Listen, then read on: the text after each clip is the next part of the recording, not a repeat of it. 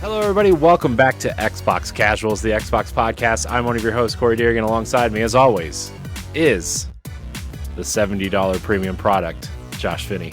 Jesus Christ! I don't know if that's like premium or if that's like, hey, you're cheap and affordable.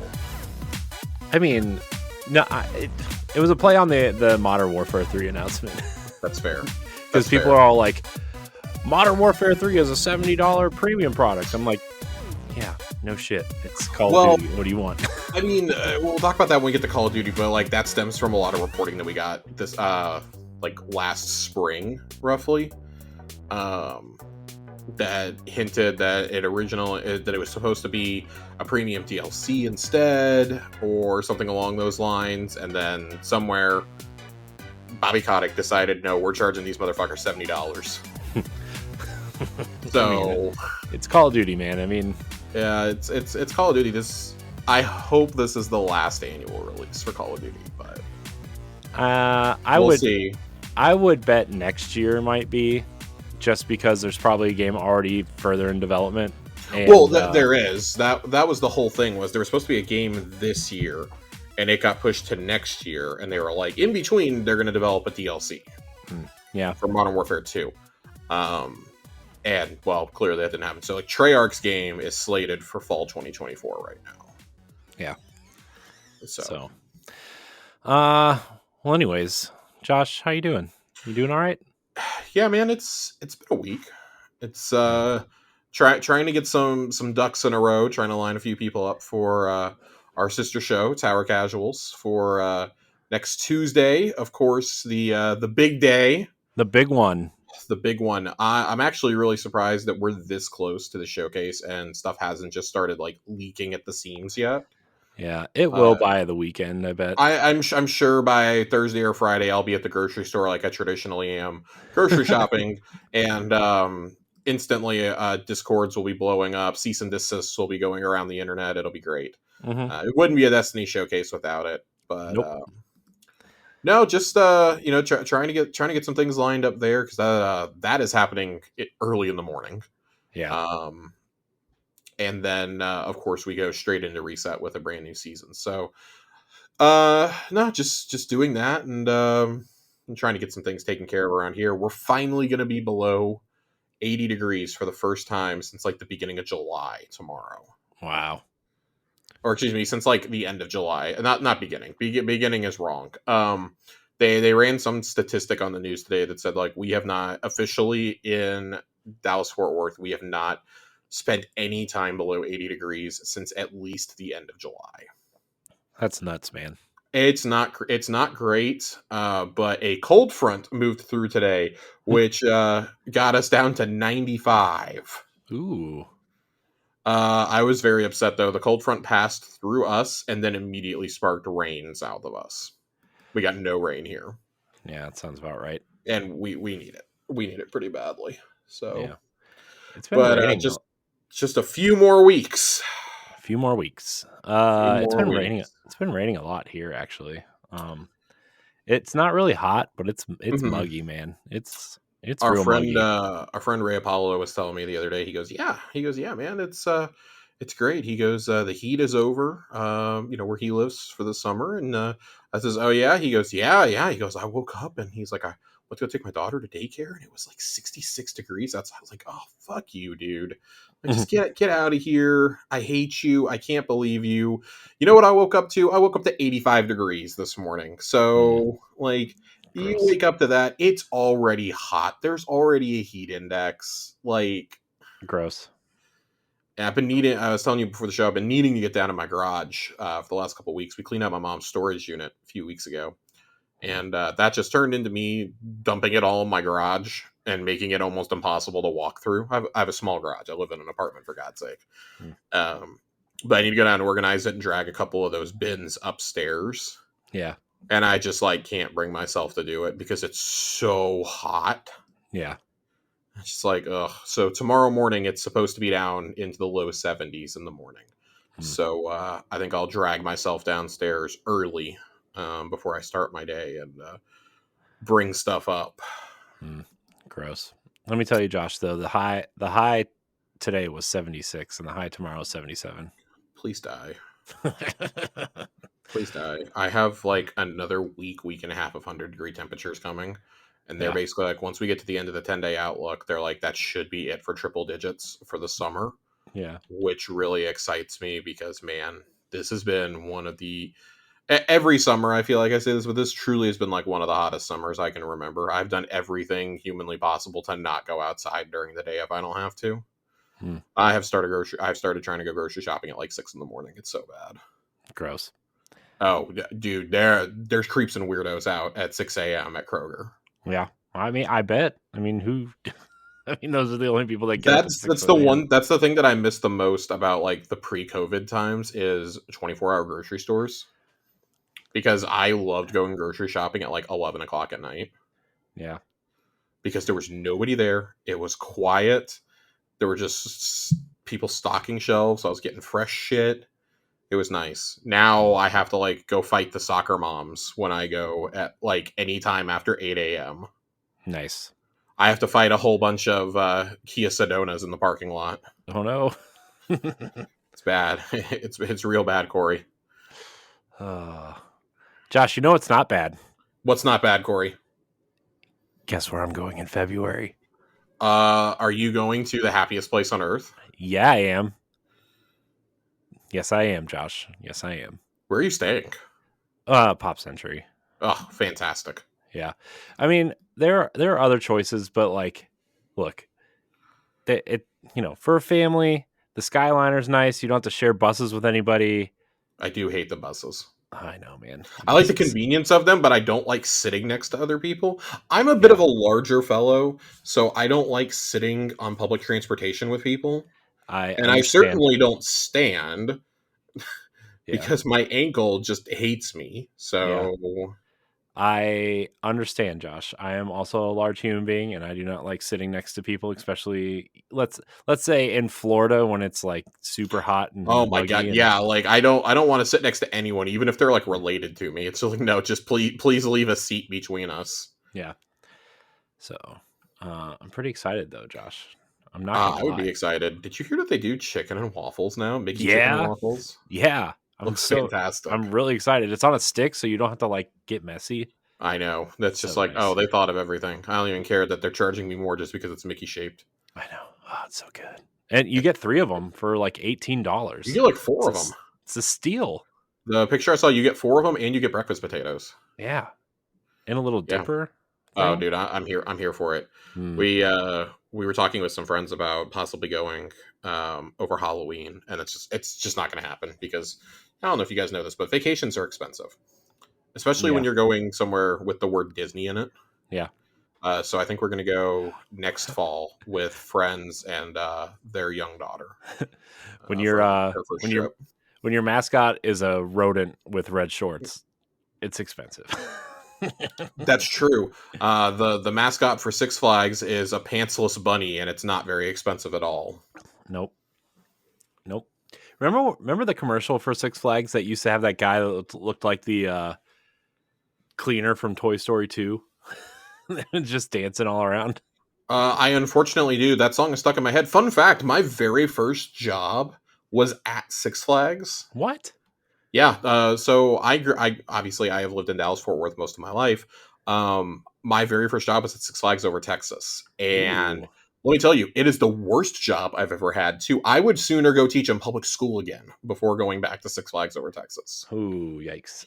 Yeah, it was bad. 16-year-old me developed a hatred for amusement parks at that point. Disney has a gigantic asterisk next to it. But no, so that was awful. It absolutely just like decimated any desire I had to go to Six Flags. I've not set foot in a Six Flags park since the day I quit. Yeah, it was awful, man. That was just. I worked in the M&M store there, and really all we did was just steal a bunch of candy. But you start getting mad after enough people yell at you. You just like start kind of like becoming numb to it. And horrible management, just absolutely terrible people. The most incompetent morons who should not be in charge of anything are in charge of a bunch of 16-year-old kids who just like don't care. Right. That's it. It's fantastic. I got invited to multiple poker nights by 20-year-olds. Ooh. It was very weird. Yeah, they were like, "Hey man, we're gonna have a poker night and drink beer," and I was like, "Hey man, I'm like barely 16. How about no? I've got better beer at home." This is like I don't know. This is like the Southwest of Dallas version of the OC. Y'all are making it sound like Jesus Christ. Oh no. Oh man, it just like and instead of like liquor, you're drinking Natty Lights. Oh no, gross. Oh, dude, it's so bad. It's so oh Ugh. God. Just I urge everybody to never go to a Six Flags amusement park ever again. Those rides are not safe. Yeah. I promise you. I worked there. Those rides are not safe. Well, It's a ours whole closed. it's a whole bunch of underpaid 16-year-olds sweating their balls off outside who do not care. Yeah, that's true.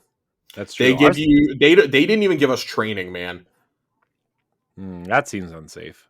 Well, I didn't work the rides. It was very much a you'll figure it out as you go with the cash register, and they got mad when I would call and ask questions. So yeah. Still seems unsafe. Let me tell That's you. when I found out that when people talk about a POS system, it's supposed to be point of sale, but POS really means piece of shit. Yes. Yeah. Mm-hmm. Yeah. Mm-hmm. Now, multiple people were like, yeah, we got like 20 minutes of training on those rides for the safety operations, and that was it. Like, oh God, that was enough to make me never get on a ride ever again. Yeah. Let me tell you, the last time I was at a theme or an amusement park other than Disney was Cedar Point about 20 years ago. And I stopped going because, it's Cedar Point and it was like kind of trash, even though everybody loves it. But also, I was too tall to ride all the rides, Josh. Wonderful. Yeah. So I've literally only done like Disney and Universal since then. I think I went to SeaWorld once. SeaWorld is I've been there and it's like a distant memory in my mind. Yeah. Because I see people talking about how much fun they had at SeaWorld and I'm like, SeaWorld has roller coasters? I don't remember that. I remember Shamu. Yeah. And I remember the documentary that came out about how SeaWorld mistreats Shamu. That's about all I remember from SeaWorld. The last time I also don't do water parks. Water parks are disgusting. Yeah. There used to be a SeaWorld here too, like literally about 20 minutes from where I live, and it closed too. So too many things are closing around here, Josh. It seems very unsafe. Yeah, that's probably not good. At least you're not having like essential services closing. Yeah, that's fair. Corey, what have you been abrupt shift? But abrupt shift. We've been rambling for 13 minutes. This is getting dystopian now. Yeah, I'm reminiscing about how awful my first job was, and that's just never a good recipe. I have a liquor cabinet next to me. It's not a good recipe for me tonight. What have you been playing lately? Let's see. I've been playing a lot of Jedi Survivor. Okay, that's really been the main thing I've been playing. Such a good game. I don't know how far I am, but it's really fun. I gotta tell you. I mean, just go ahead and say it. I've finished it. It's been out for 6 months. I don't really care. Yeah, I'm on the second round of going to the moon. Oh, okay. Okay. So, you're decently into it. Yeah. You're past the halfway point, I would say. Yeah, I figured the way the story was going and where I'm at, I figured I'm kind of maybe 2/3 of the way through. Ish. Yeah. So it's fun, man. I'm really enjoying it. Yeah, talk about a sequel that improves on the original in every single way. Yeah. Yeah. Also, I just want Cal and Marin just oh man, do something. Listen, they're fucking man. Yeah. Okay. They are. Like we're not even gonna sugarcoat it. Okay. Cal's not technically a Jedi, it's okay. Yoda's not around to pass judgment on Cameron Monaghan, okay? That's true. He's in his hovel at this point, so oh my god. Eating those turd sticks from oh man. Poor Grease is having to like listen to them in the back of the ship. Oh, I know. On the lightsaber workbench. You devious dog. Oh man. Jesus DLC, everybody. Christ. DLC. Josh, I've also been playing Disney Dreamlight Valley. Shocker. Big shocker. Yeah. I kept meaning to get back to it. There's just I have too many ongoing games in my life as No, it that's is. fair. That's fair. This is my I'm watching TV and I need something to play for a half hour before I fall asleep. That's fair. That's Mhm. fair. Yeah. But I am on the last vanilla Disney Dreamlight Valley quest. Interesting. Okay. Yeah. So it's weird. It's like Animal Crossing with quests. I kind of gave up around the time that you meet Olaf. Yeah. I That's actually about just where did I that quit. quest. Yeah, I actually did that quest like a couple weeks ago because I stopped playing for a couple months. Mm-hmm. And I was putting Olaf together was the quest I was on. And then I found his arms and then he was like, "Yay, I'm Oh together." yeah, I haven't done any of that. Like I unlocked the area where he is, and then I just Mhm. stopped. Yeah. So my main thing though is I'm trying to upgrade my pickaxe so I can access shortcuts to different areas. So, Mm-hmm. you know, uh, I mean, also tapping into Destiny 2 and I play a little bit of Halo Infinite too. So guess what? Halo still fun. Yeah, I've Halo's probably the thing I've been playing the most since our last episode. Finished the second Tenrai event, which was really cool. I really liked that in the launch season of Halo Infinite with the Mhm. samurai armor. It was cool to get some more customization for that. There's a Cyber Showdown event happening now. That was the other event I really loved. Uh, I looked back at the events that I missed, and I was like, "Oh, thank God I didn't miss anything I cared about." I made it back in time for both of these again. So that's been a lot of fun. Been playing a lot of SWAT and Big Team. Yeah.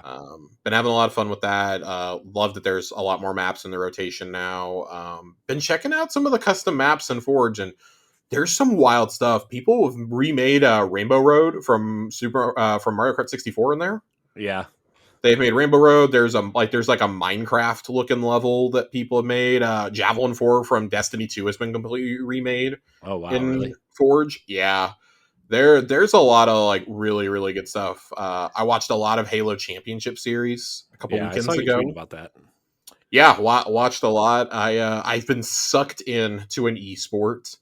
It's really fun. I see some of the plays these guys pull off, and I'm like, oh damn, like because I sit there and go, man, I think I'm like pretty decent at Halo, and then I watch them play, and I'm like, wow, Yeah. wow. So I've been playing a lot of Halo. Of course, I've been wrapping up some stuff in Destiny too.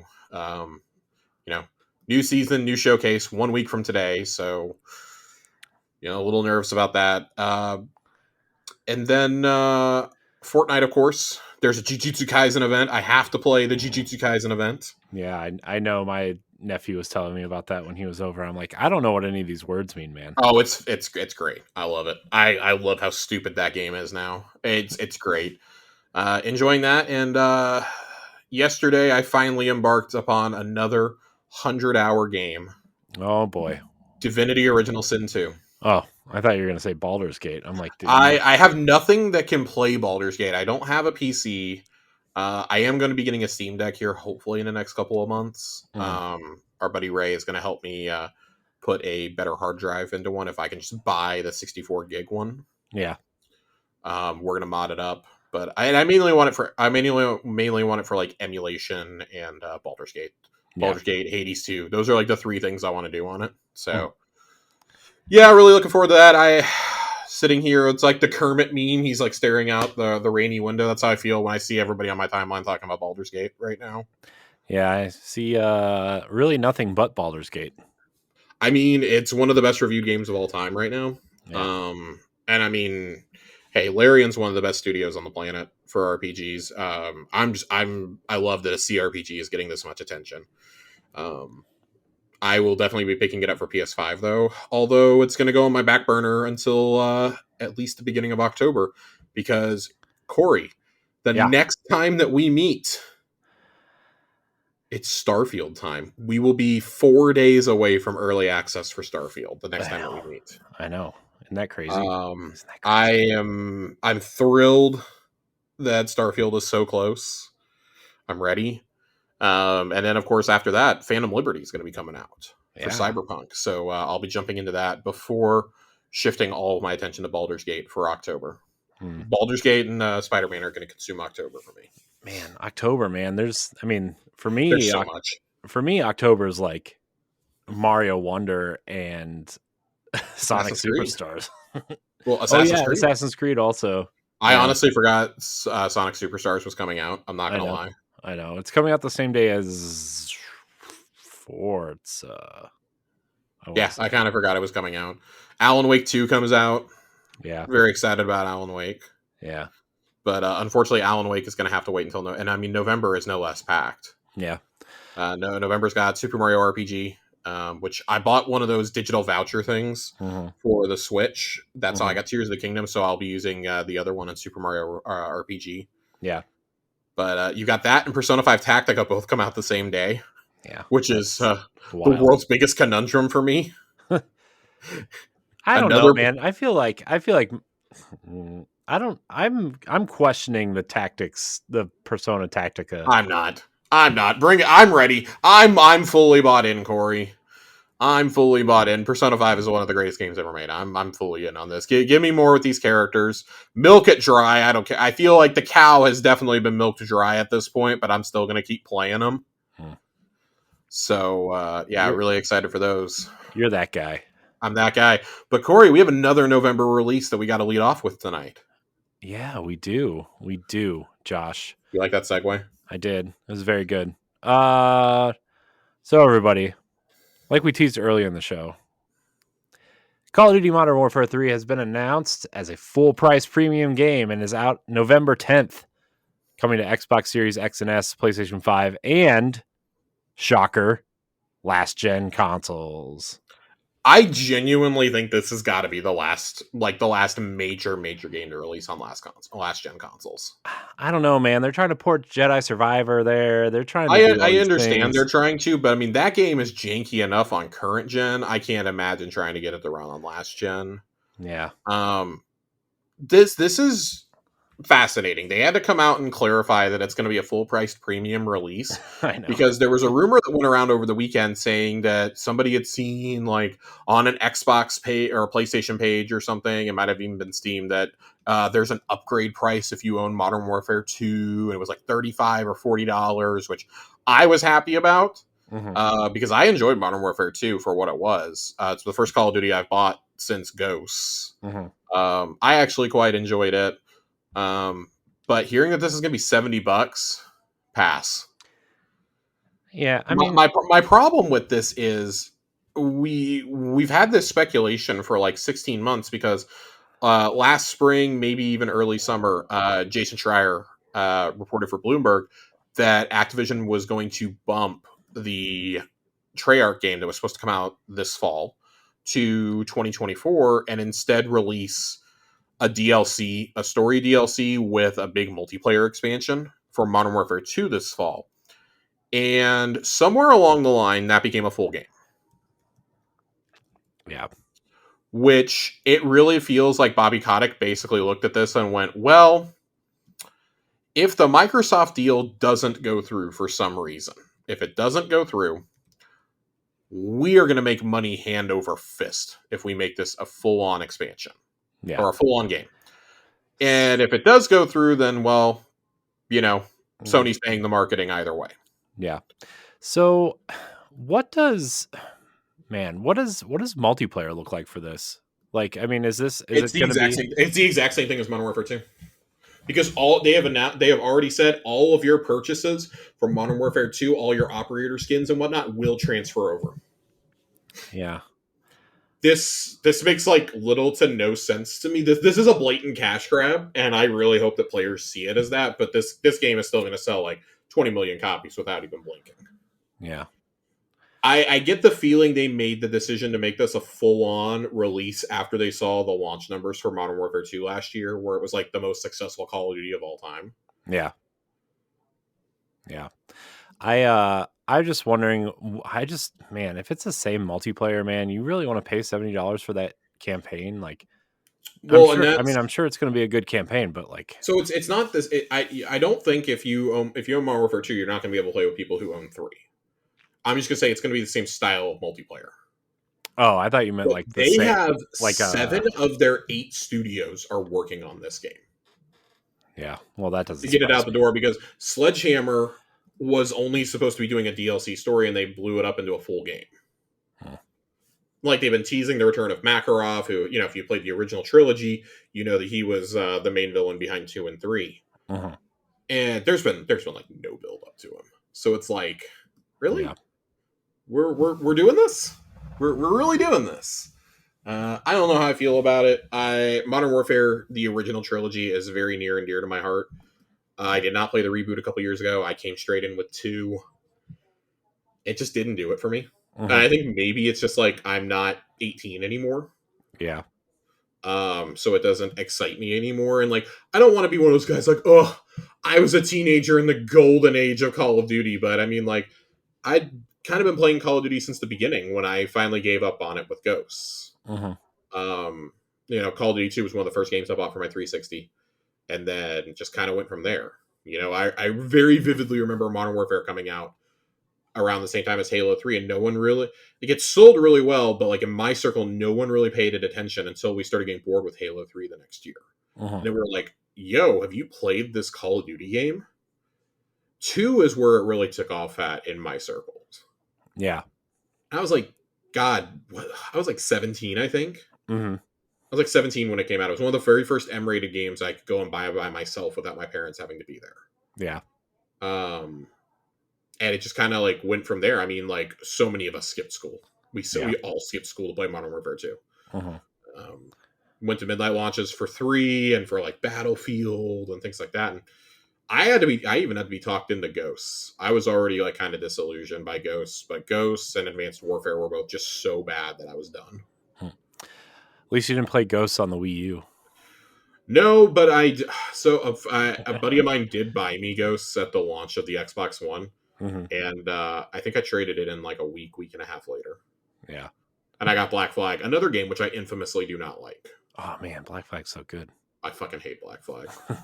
It's so bad.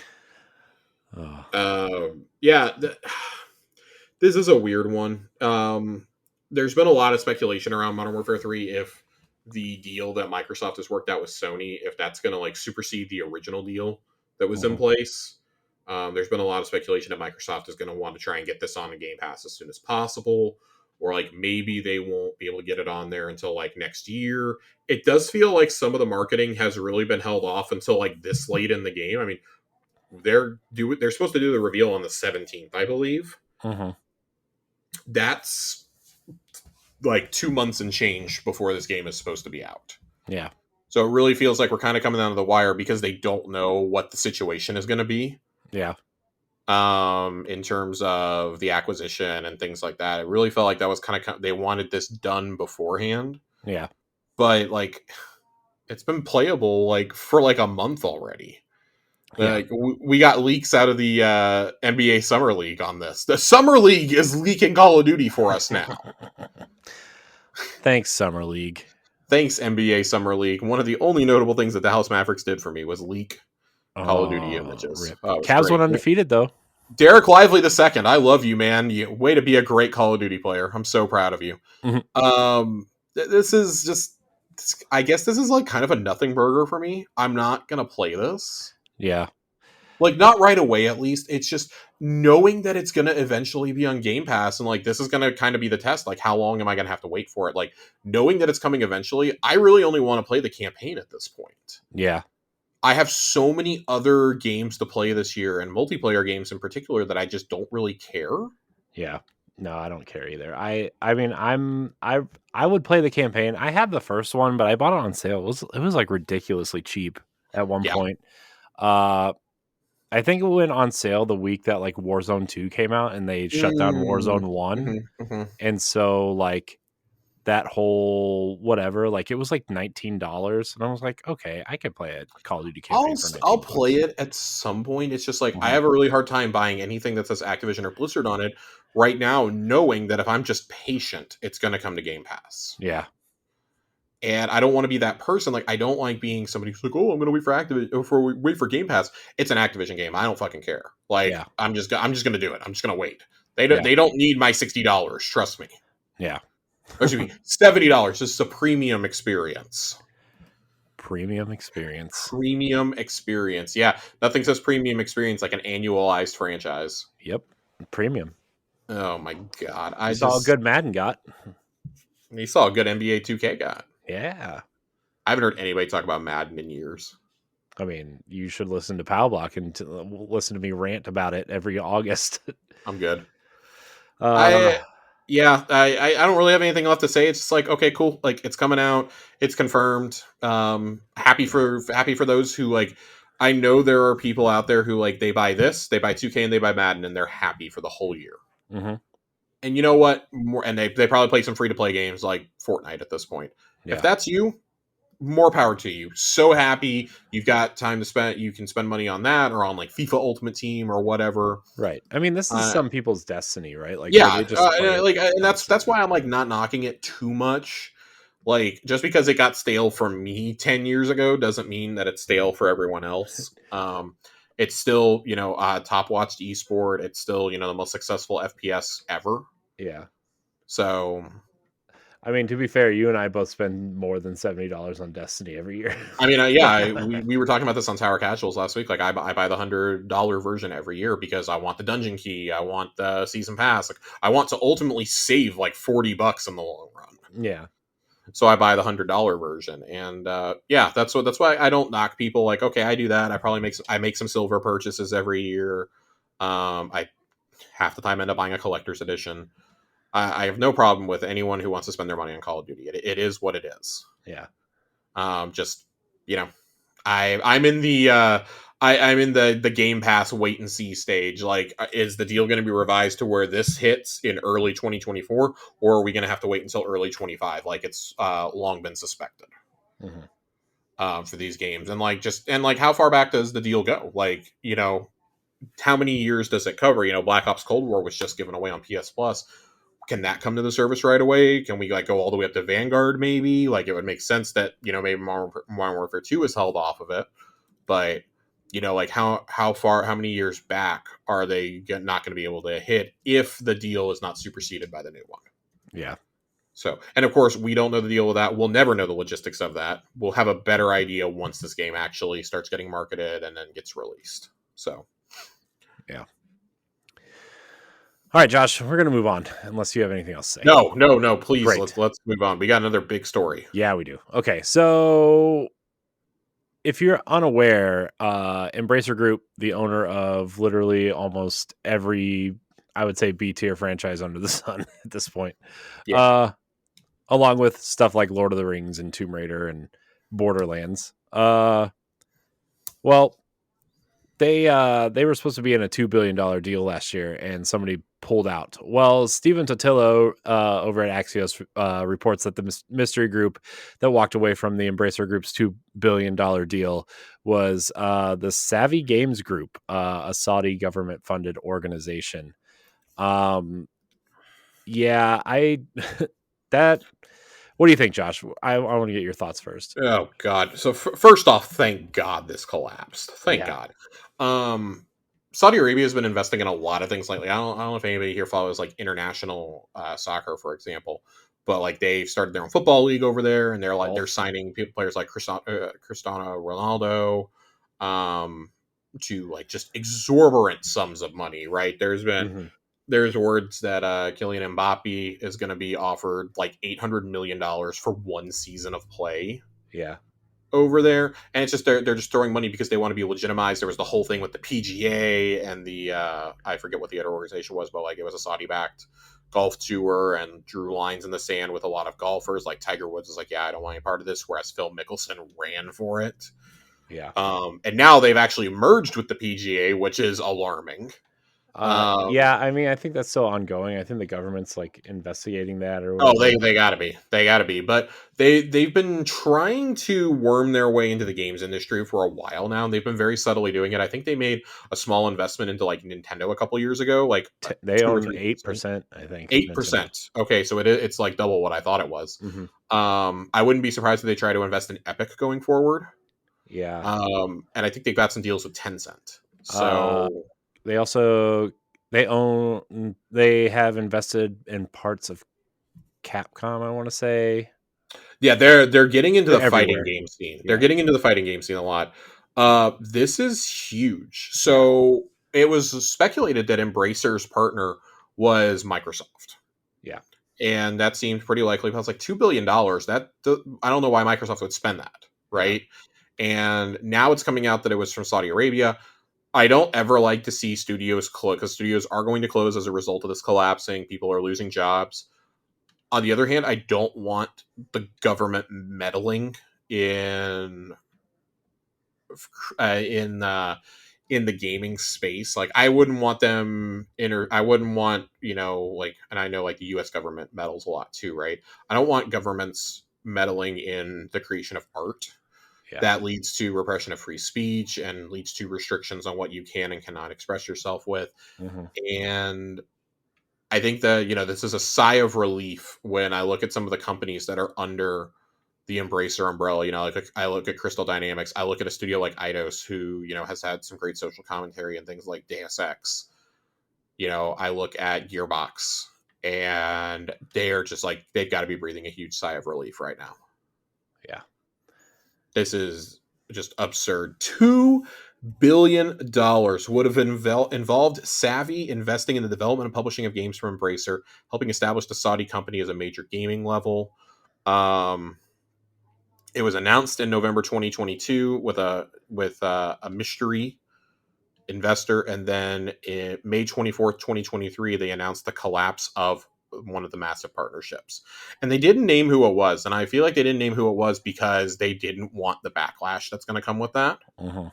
With it coming out like this, like, it's, unless you like follow the industry really closely, it's probably going to like skirt. It's not going to show up on like CNBC or something like it would have if they would have outright named the partner a couple months ago. Right. But that's just, yeah, it's wild. It was supposed to be $2 billion in contracted development revenue over 6 years. Yeah. That's crazy. That's nuts. Mm-mm. Yeah. But they have worked together before. It is worth noting they have worked together. Yeah. They have invested in Embracer before, I believe. Yeah. Um, I think somewhere down at the bottom it says something like 300 million at some point. um, Yeah, I know. So over the last 2 years, the Public Investment Fund of Saudi Arabia has become one of the largest shareholders in major gaming companies, including Nintendo, Take-Two, and EA. And they have announced the $1.5 billion purchase of two esports firms. Yeah. So, Man. Man. I don't know, man. This is kind of. yeah, they have ESL Gaming. ESL is known for Counter-Strike, Global Offensive, and the ESL Pro League, along with Dota 2 tournaments. And then Face It also, which is they operate CSGO tournaments and Rainbow Six Siege. Yeah. This is Wonderful. this this is interesting, man. I mean, I don't really care for the, like you said earlier, government getting involved in games and stuff, Yeah. but like the Saudi government also is like a different animal, right? I mean, I don't know, man. I understand the cultures are different and stuff, but like, man, that whole area is just kind of like, I mean, they behead people in the streets for like being gay or trans or uncovered women or that kind of Yeah, stuff. women And it's like, driving. yeah. So I want to read this paragraph right here that Stephen has in his article. While savvy executives have told Axios and others their operation, which has a board chaired by Saudi Crown Prince Mohammed bin Salman, is a genuine effort to get into gaming and address the professional and leisure interests of the kingdom's youthful population, it has nonetheless been accused of being a distraction from the community's human rights record, similar to criticism of so-called sports washing that's emerged from Saudi-backed efforts in boxing and golf. We would be remiss if we did not address that. mhm. Um, that it's not just government meddling; it's what the government stands for, um, and, like, very specifically their atrocious human rights records. Yeah. This is very much trying to, change their image in the world. So very not dissimilar to how China has done in the past. Mhm. We talk about Tencent and NetEase, like, they're these big boogeymen, and this is kind of the other one that's lurking. So, like, when you hear about, like, when I see people freak out that, like Microsoft is buying studios, or like, oh, Sony's looking to buy somebody, or Take Two bought Zynga and this and that. It's like I sit here and look at it and I go, well, would I rather some of the most creative companies in the world come underneath umbrellas of like stewards that I trust, or do I want them being run by state-run media? Yeah. And I think that's the real showdown that's coming. For so long Phil Spencer has said, like, yeah, our competitors at Xbox it's Google, it's Apple, it's things of that nature. It's not really Sony anymore. This very much feels like, Nintendo. I mean, Nintendo even has been invested by 8%, right? Mm-hmm. It very much feels like, Nintendo and Microsoft and Sony are kind of like being not necessarily backed into a corner, but they're having to go on the offensive now. Yeah. And be like, no, we're not going to sit here and watch, companies that we have longstanding partnerships with go away. Yeah. Because, or, lose their creative voice, Yeah. you risk, imagine someone like, I don't know, imagine like a Larian or somebody like that coming under the control of a government like Yeah. China or Saudi Arabia. And you can see how like it's going to get dicey really quickly. This is not the last foray they're going to have into this. They are trying to legitimize themselves. I actually would be watching Ubisoft very closely. Yeah. That's the scary one, right? I mean, to me, that's kind of why, like, if like going back to the Activision deal, right? Like, Mm-hmm. the scary part was thinking like someone like the Saudi government or Tencent would buy them if Microsoft didn't, right? That was like the big kind of thing at the beginning. Yeah. Because Sony doesn't really have the cash on hand to go buy them, right? So I don't know. That's a scary thing to think about too. Like, if this deal didn't go through, who was going to Yeah. buy them? Yeah, if this deal didn't go through, I mean, and to be fair, I think Activision, like, I think Bobby Kotick could have fended off any sort of challenge for years, Oh right? yeah. Like, Microsoft was one of the only ones that could outright buy them, and I think it 100% would have been blocked if the Saudi government would have tried to step in with its public interest fund. Yeah. I think that probably would have been stopped. But this does kind of open the door now with this Activision deal going through. It's like, well, can any acquisition in gaming be prevented now? Like, on what grounds can you actually oppose it? Yeah. So that is the downside to it. Like, I know Xbox fans are super excited and super pumped for Activision Blizzard King to be joining the family, and like, you honestly, you should be excited for the creative possibilities that can come from that. But there's always a downside to it. Mm-hmm. And it's like, well, what if they decide to make a move on EA? Like, EA's, I wouldn't say like super vulnerable, but they're definitely there. Well, the one wasn't the rumor that EA wanted to, like, someone was trying to buy Yep. EA as well. Like, I think the rumor was Amazon for a minute. Amazon was interested. Disney was interested at one point. Mm-hmm. I mean, God, there's a whole bunch of stuff going around with Disney right now. I know. With Disney and Apple, but you have to look and see, well, are they going to get, what if the Saudi government gets interested in Capcom because they're getting into the fighting game scene.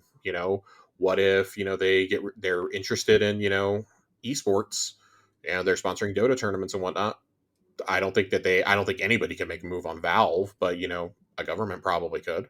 Yeah. Well, they're not publicly there's traded either, right? So I mean, they can't right. really be sold unless they Yeah, want to be.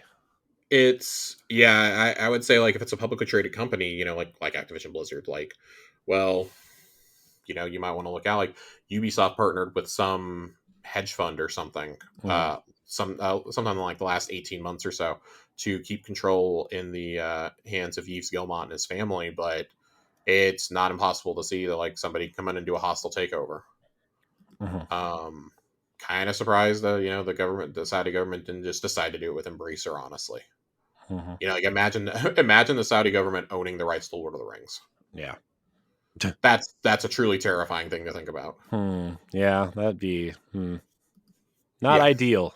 not ideal, not ideal at all. So, like, not like fear mongering, but it is something to watch. This is going to be, we've said for years, like, Tencent is one to watch, and like, they still are, to be fair, like, but they're more interested in poaching like individual talent and setting them up with studios. Like, the creator of the Yakuza franchise has gone over there, for example. Mm-hmm. It's worth noting that yes, we're watching companies like Amazon and Apple trying to come into this industry, and Netflix, right? We're Mm-hmm. watching them trying to come in. You have to also watch another front now of governments that really are restricting free speech and the idea of like progressive speech, especially. And in terms of like what they're investing in, like those are the two big ones. If Russia had more money, I guarantee you Russia would be doing it. Yeah. And there are companies that give grants to help develop video games, but that's not what's happening here. Here it's more like a hey, we're going to restrict what you can and can't make. Yeah. You know, Mm-hmm. so Yep. something to watch in the coming years. This is the next big story in gaming. Yeah. Yeah. Josh, you know what? It's a big story for Xbox, though. What's the big story for Xbox, Corey? Avowed originally pitched co-op for the game and then pivoted to single player. How do you feel about that, Josh? Fantastic. Yeah. Smart move. Yeah. So this information comes from the Obsidian 20-year documentary. Yeah. Great watch, by the way. I really like that Double Fine and now Obsidian have done these long form documentaries. Mm-hmm. I think the not Obsidian, the Double Fine documentary on the making of Psychonauts 2 is like quintessential for understanding game development, I think, Mm-hmm. and the struggles that come with it. But the Obsidian documentary was fascinating because they talk about it in there and they say, yeah, Avowed was basically one of the games that it was like one of the centerpieces of the pitch to Microsoft. Mm-hmm. And we kind of knew that. Daniel Ahmad talked about this a couple years ago from Nico Partners. He talked about it um, in a Reddit thread years and years ago, and basically said, "Yeah, that was like one of the major projects. We know Josh Sawyer's talked about Pentiment, and Grounded was pitched. Like Grounded and Pentiment were going to struggle to find funding. Mm-hmm. They probably don't get made without the acquisition. Oh no, I mean Grounded maybe on some level, but definitely not Pentiment. No, and it's like, well, if that's a trade-off, then great. And it sounds like this was like a reduction in scope. From what we understand about Avowed, it's probably gone through at least one reboot Mm-hmm. in its time. Yeah. I think Jez Corden said something along those lines that Mm-hmm. it's been rebooted in development. Yeah. It's taken so long to come out at this point. By the time it comes out, it'll have been almost 4 years after the announcement. And the acquisition of Obsidian was in 2018, so they were already envisioning this game 6 years ago. Mm-hmm. 5-6 years ago. So I would be curious to see what a co-op version of this game would look like because, I think Pillars of Eternity is a phenomenal game with a party system. But at the same time, I don't think that every game needs it. Like this very much feels like this is Obsidian's version of Elder Scrolls. Like they talk about it a little bit and they basically say they're trying to stay true to the Pillars of Eternity duology, but also make it way more accessible for more people to come in and enjoy the game. Like, and by nature, this game has to be more accessible than a CRPG. Yeah. Oh yeah. So, I mean, from the looks of it, it's like Skyrim or Elder Scrolls Light, right? With yeah, interesting it feels things. like So it's. And I know that it's been dinged by some. This isn't like a negative, but I know like Destin Legary was saying some stuff back when this came out, like this doesn't look at all like I imagined it was going to. And I think a lot of people were really surprised seeing Avowed yeah. at the summer showcase. Yeah. I mean, But I don't really know why people were surprised. Like it looked like what I expected it to. I mean, I know that teaser trailer was like kind of way more realistic looking, but yeah, like I don't know what I was expecting, but it didn't like throw me off when I saw it. I mean, I thought it looked kind of cool. my favorite comments were like, "How did we go from this to this?" And it's like, it's amazing what 5 years in development and 2 reboots will do to you. Yeah, and a You know? CG tonal And it was trailer. and it was a CG trailer. Like, come on, guys! Like, y'all are professionals. Y'all been around long enough to know how this works. Who's a professional? Who's professionals? Oh my god! Twitter angry mob professional. Twitter angry mob professionals. No, I think that listen. I've been pretty clear that outside of Starfield, Avowed is my most anticipated Xbox game. Obsidian does not miss. Mm-hmm. So very excited. The director of it is one of the directors of, or one of the heads of Outer Worlds. Yeah. She was the head of story. So very excited to see what happens here, what gets cooked up. Hopefully, we're playing it by this time next year. I really hope it's not being saved as their fall game. Yeah, But I we'll feel see. like this should be like a summerish game or like I'd love for this May. to be like, yeah, I'd love for this to be a May release. Like, put it in that Tears of the Kingdom slot. Yeah. I mean, you have to assume what Hellblade will be the Q1 game, and if they're aiming to have a game every quarter, So I think Hellblade is probably like April. I'm gonna go late March, early April, simply because I think Towerborn is going to be that Q1 oh game. right, I keep forgetting Towerborn exists. Towerborn, because it is worth noting, Towerborn is going to be playable at Gamescom this Mm-hmm. month, Yeah, and there is an insider beta that's going to be going live pretty soon. yeah, I forgot Towerborn was Um, Microsoft yeah, published. very very excited for that one. And we don't know like how big do they think that game is? Like, is that one that they would consider alongside like their heavy hitters? That is a big partnership for them with Sodic Studios. Mm-hmm. Stoic, excuse me. Um, Stoic has never made a game this big before, especially a multiplayer game. They've never made a multiplayer game. Yeah, So it remains to be seen like how big that's going to be. I imagine it'll be a big Game Pass game. yeah, But if those three are out by the summer showcase, I think you're in really good shape if you're Xbox. mm-hmm. They said we don't know everything coming in 2024 yet, and I think it's safe to assume that Contraband is probably that summer game. Yeah. I would say like what the August ish. Yeah, I'd put it out like mid July, mid to late July, maybe. Yeah, Just like as a because it's supposed to be a multiplayer Just Cause essentially. yeah. I'm trying to think just based on now that obviously I don't have to hold to this, but just having like one game every quarter. I'm just trying to think like, by quarter, but I mean it doesn't have to fall that way, right? I mean, So if it came out in March, then Hellblade could be your Q1. yeah. Yeah. But they have so many games in development from these studios that like you have to think that maybe the Q3 and 4 game for next year they're big partnerships. I mean, let's assume the Q3 is Contraband, Hmm. because that could fall anywhere from July to September. Let's assume that is. Yeah. What's your fall game? Fable.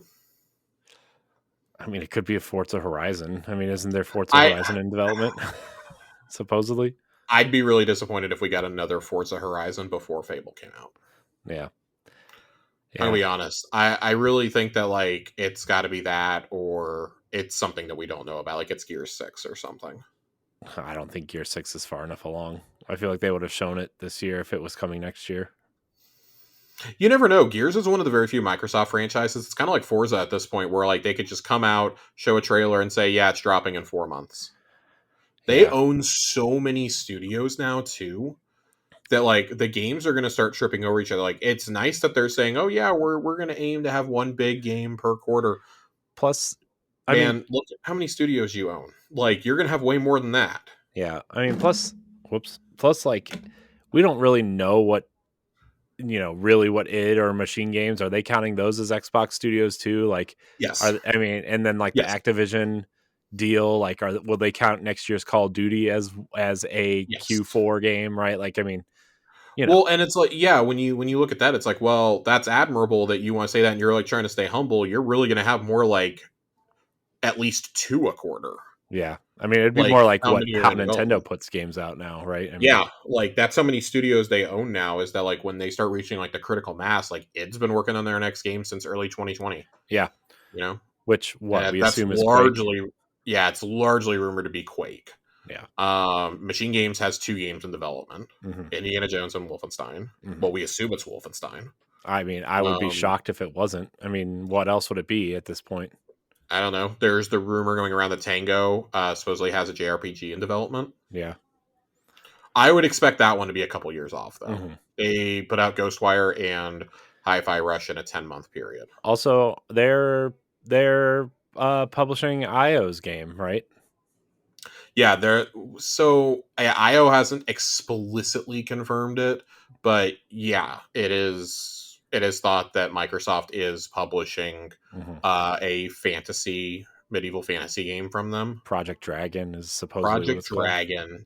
I think that's what the Barcelona studio is working on right now. Like that game's still a couple Hmm. years out. And I mean, IO also has that 007 game, which I'm really interested to see what that is. Yeah.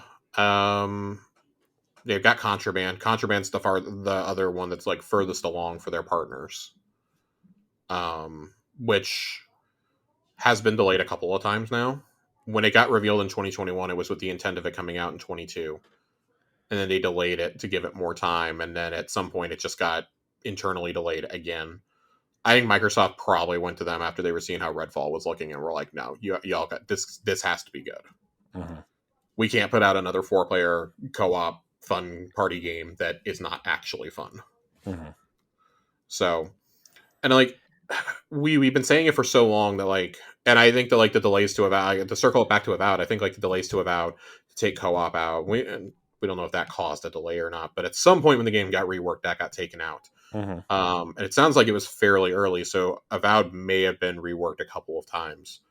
I think Avowed probably struggled, and this is not a knock to anybody at Obsidian, probably struggled to find its voice with Josh Sawyer not coming back, Yeah. and with Chris Avellone being fired.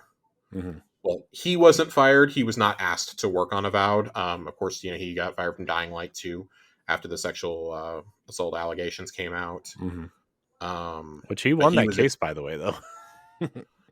Yeah, but still, No, I I mean, know what you mean. he was a huge contributor to a lot of Obsidian's games as well. Yeah. Being the lead writer, I believe, on Pillars 1 at least, and Mm-hmm.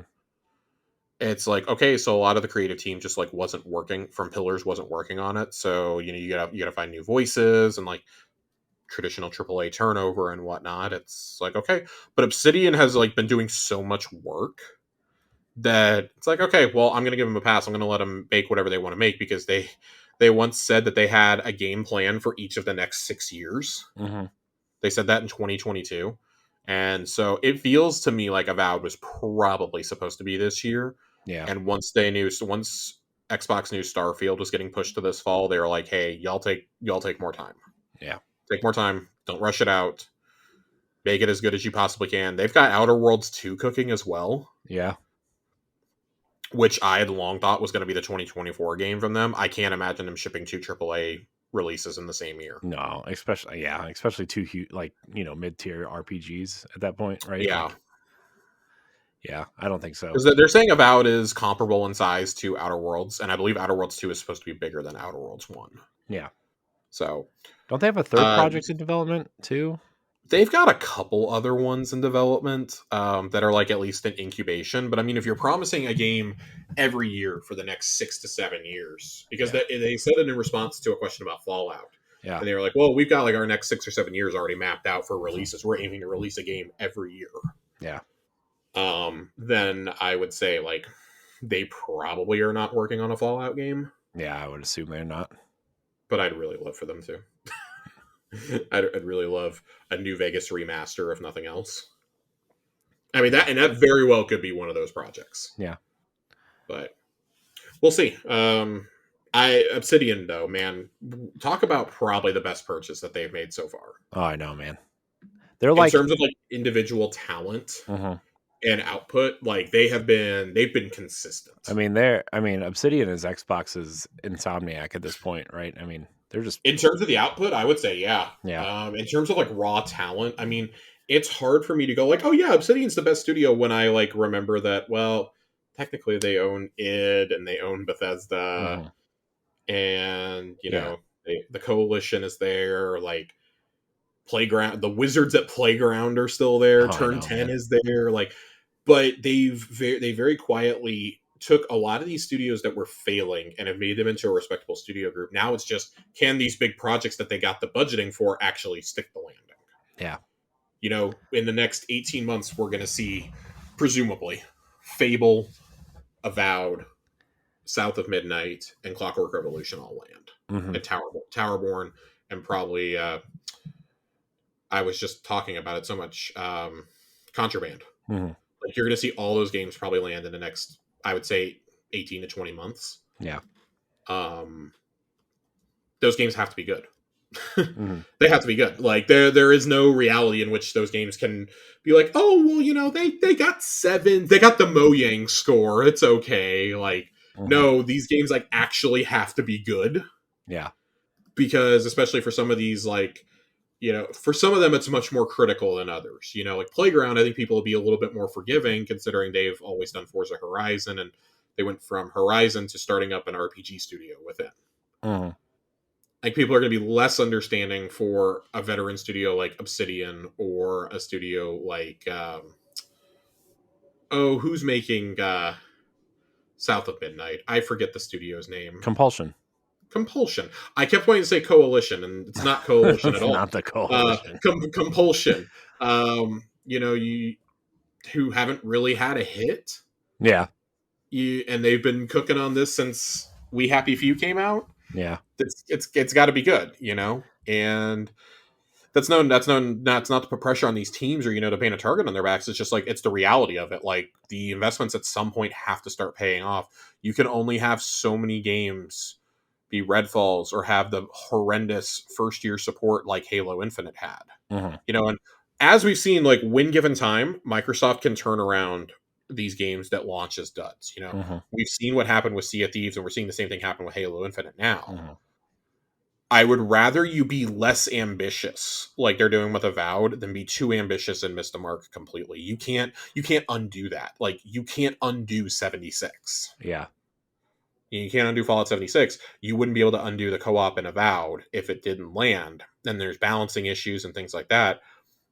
I would rather have a good like 35 hour single player RPG in this world that I know has like a finite end to it. Yeah. Not everything needs to be a Starfield or a Witcher 3. Yeah. And I mean, Witcher 3 does have a definitive end too, but it's like, I don't need everything to be this massive open, like 200-hour RPG. Not everything needs to be a Baldur's Gate. Not everything needs to be a No Man's Sky. It's okay to come out, and I think that's part of why Outer Worlds was so successful is it had an end. Mm-hmm. It had an end, and then it got 2 great DLCs that build on top of it. Yeah. So. Yeah, I'm looking forward to Avowed. I'm stoked. I really like the Outer Worlds like a lot, and I've never played an Obsidian game I didn't like. Pentiment was one of my game of the years for 2022. So yeah, one day maybe we'll get a third South Park game from them. We are getting a third South Park game. Embracer Group is making it. Not the one I want, Josh. Snow Days. Man. Gross. I don't even want to talk about it. You know what license game I do want to talk about, Josh? Which is also from Embracer. I know. Oh, man. Teenage Mutant Ninja Turtles The Last Ronin has been revealed, Josh. Very excited. This game is super early in development. I know, but oh my gosh, dude, The Last Ronin, what a great title to make a video game. This is the Teenage Mutant Ninja Turtles game I will finally play. Oh my gosh, I'm so excited. I've played them all. Because I don't care about Teenage Mutant Ninja Turtles, and I feel like I've made this really clear. I'm not a Ninja Turtles kid. I never was. I am so excited for this game, though, having read the graphic novel. Yeah. I'm very excited for it. This is like the one Teenage Mutant Ninja Turtle story I actually know. Yeah. Everybody should read The Last Ronin, even if you're not a TMNT fan. The only thing you need to know is that there is one surviving turtle, and he's out to get revenge for the family he lost. I am really nervous about this game. Oh, I'm 100% nervous about the game based on who's developing it. But yeah, the developer has me extremely nervous. For those wondering, Black Forest. Black Forest, which is they've done the acclaimed Destroy All Humans, and don't forget the acclaimed Gianna Sisters Twisted Dreams platform. I don't even know what that is. It's on. I think it's on Game Pass. Yeah, just because it's on Game Pass doesn't mean I'm playing it, Corey. You should. You're missing out. Oh my god! Do you even know the origin of the Gianna Sisters? No. It was a ROM hack of the original Super Mario Brothers that somebody tried to like take that game and put new sprites in it and sell it on one of those like the fake carts, the black carts, the Tengen carts, and and they made some new ones recently. I think there's like 3 of them now, like modern ones. Yeah, I find it very interesting that Brian Shea over here at Game Informer says, according to Senior Vice President for Games and Emerging Media at Paramount Global, an interview with Polygon back in March. The Last Ronin will be a single-player action RPG similar to the modern God of War games. Mm-hmm. The title will feature a mature tone, which should be exciting for fans of the comic, but Rosen made it clear in March the game was years away from release. I'm very nervous about mature tone and this studio. Yeah. It's one thing to say that you want a game to be similar in playstyle to the God of War series, and I do think that's about the only way. I think a Last Ronin game works if you approach it like that, or like Devil May Cry. Mm-hmm. I think either of those playstyles would be great. Yeah. I would almost prefer like the Devil May Cry Bayonetta, just hack and slash. Yeah. Just because I think you could make it like super goofy and still keep it dark at the same time. Yeah. I think like the combat can be a little goofy and still make it dark. I'm going to be very cautious and cautiously optimistic on this until we see some gameplay, which we're probably not seeing until like at least the next fall. Yeah. But I do want to say I will play it because I'll play it. Unlike Josh, I am a huge Ninja Turtles fan, and I have played all the good and the bad Ninja Turtles games. I'll play it simply because I like The Last Ronin. Yeah. Oh man, don't screw it up. Don't screw it up. You guys, this is the definition of you have one job. Listen, the only reason why this was in the headline stories and not the DLC section of this podcast is because I'm a huge Ninja Turtles fan, and I had to talk about it. And to be fair, it was one of the biggest stories of last week. So, yeah. Oh, TMNT, don't let me down. I hear the new movie's good though. Haven't seen it, but I hear it's good. I can't wait. I actually really want to see this one. Mm-hmm. Also, did you know that there's already a sequel and a TV series in development? I did not know that, but that makes me pretty excited. I've heard nothing but good things about it. Mm-hmm. They basically said it's like the Ninja Turtles version of Across the Spider-Verse, or Into the Spider-Verse, excuse me, which excites me because I saw the trailer and I was like, hey, it's actually kind of interesting. Yeah. It kind of threw me off though, because like all the voices are like kids and they're like teenagers. Like, I mean, Teenage Mutant Ninja Turtles, yeah, I guess it makes sense.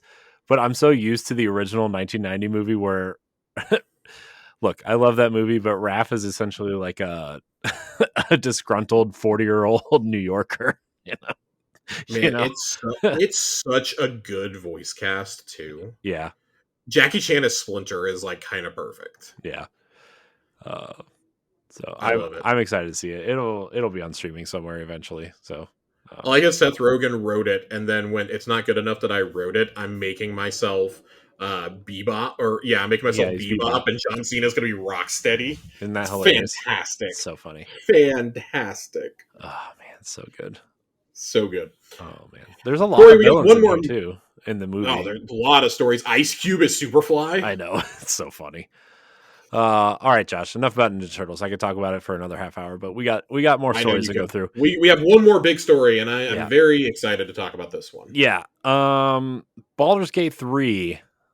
Now a lot of PlayStation fans are cheering that they have their exclusive to go up against Starfield, but it's not what you think.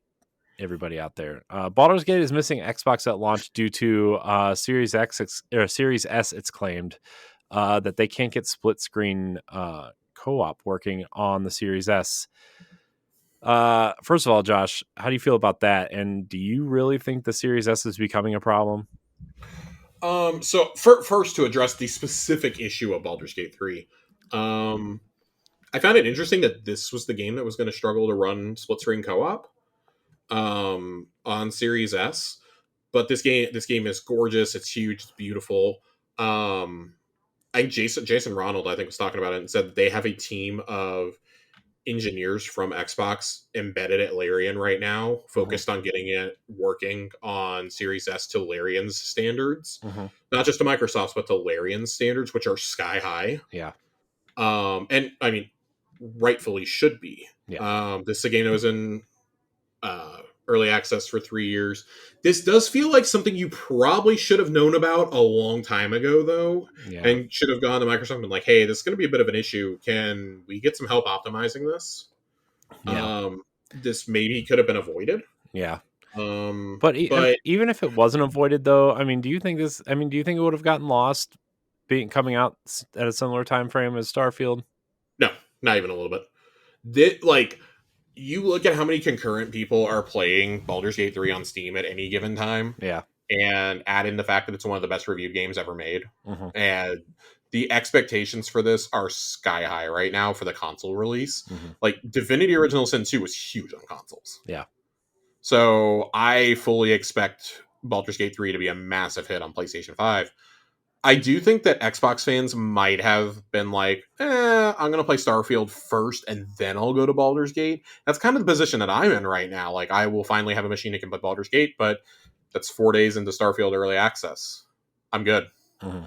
I'm good. I'm going to be playing Starfield, and then I'll split my time between Phantom Liberty and Baldur's Gate 3. But I think that it's interesting that they say here in the article um, that Microsoft wants feature parity across Series X and Series S, so much so there's a suggestion that Larian would not be able to release one version of Baldur's Gate 3 with split screen co-op and the other without it. Last we heard from Larian was it was working on it, weighing up some compromises, suggestion being that split screen co-op on Series S could potentially be removed. But Eurogamer talked to the head of Larian and asked if that was even a possibility. He says it's challenging. Mm-hmm. The team has been working hard on making it work, but they're still working on it. And the problem with the optimizations is you finish one thing and then a new one pops up. So here we're dealing with a situation where we just go through the motions. The team will manage because they managed to make Original Sin 2 run on the Switch, but it took time. Yeah. I forgot that those games are on Switch. Does that mean then that they're confident it will happen? I'm confident in the team, Vinky answered. If it's possible, they'll make it happen, but it's a very big game. Somebody told me something the other day, and I thought it was a really good way of saying it. They were talking about Call of Duty, and they said every single time there's a player that comes in, you get a little zone around the player, and the more zones you have, the slower it becomes. We have the same thing in a game like Baldur's Gate, where it's all fine and well if you have one character walking around the city, but if the party splits up and there's 4 characters going in 4 different directions in the city, and they start doing crazy shit that I'm doing, like fireballs, it's a lot of simulation that has to happen on one screen, and so that's taxing and requires memory. As far as Larian's concerned, he does say here, split screen is a must for us. We don't want to release it without split screen, so we wouldn't want to do that. Mm-hmm. So, yeah, that's tough, man. Like man, I'm glad that they're taking that stance though, because like you want the game you envisioned, especially since like it's doing so well on PC and presumably it'll crush on PlayStation, right? Like you don't want to compromise it on a platform where, you know what I mean? Right. To get to the bigger question around this though, because like none of this is new. Like we've been dealing with this all summer, right? Mm-hmm. Ever since the PlayStation Showcase, where well, not even the PlayStation Showcase, but the State of Play in the spring, where they announced it was coming to PS5 and had nothing really to say about Xbox.